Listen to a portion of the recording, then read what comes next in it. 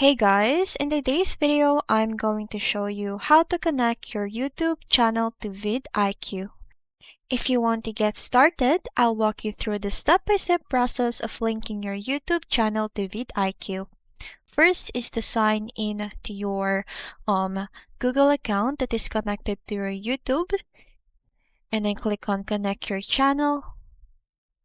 After that, select the email you use on your YouTube, and then click on Continue button if you want to access your Google account from the VidIQ.